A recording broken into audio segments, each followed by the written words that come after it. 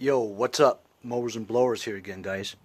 So we're expecting our fourth nor'easter in 1 month. Is that completely insane? Another thing that's insane is that chute is like 3 inches by 5 inches. Unless it's powder, this thing doesn't blow anything. You know what I mean? Talk about a small opening, man. Last time we had nor'easter number 2 and 3, I tried this. It sucked. Got clogged like every 5 feet, you know? Anyway, so I'm going to show you how to change the skid shoes, which have been rubbed out on this model for a while. So I ordered this on eBay. Man, let me tell you, what kind of crap do they sell on eBay? Is that retarded? It's all rusted. Paint's coming off. I'm gonna definitely write that guy. Anyway, I'm gonna remove these bolts here with a nut driver. Gotta get these at Harbor Freight Tools. They're fantastic. Comes right off just like that. Anyway, I'm gonna take that off. So it was really easy. Just took the old one off.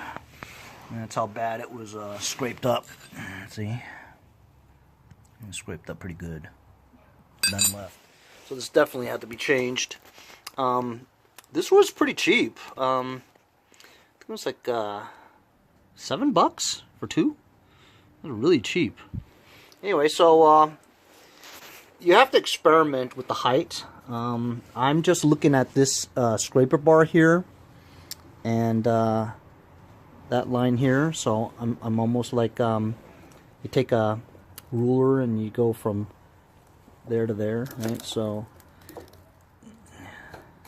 I want to give it like maybe a 1/4 inch from the scraper. I mean, you could experiment with it by putting it back down on the ground and kind of figuring it out, but I kind of just like playing it by ear, you know, and it'll be alright. Then tighten it up. I'll do the same on the other side. So you can also lay it down like that and kind of get an idea, you know. Push down on it and make sure this is flush along the ground. You want to be level on concrete just to get that idea. So like when you put it down, right, maybe one side is lifting up a little bit.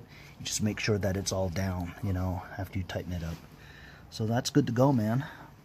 That's about right. You just want to make sure that see the scraper bar? You can see the light underneath it. It's about a 1/4 inch from the ground. That ought to be good enough, you know. And so that's how you put on some new skid shoes. And didn't take long at all. 5 minutes.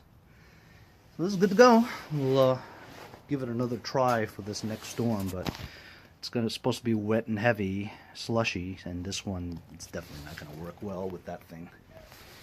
Anyway, that's how you replace your skid shoes on your snowblower. See you guys next time on Mowers and Blowers.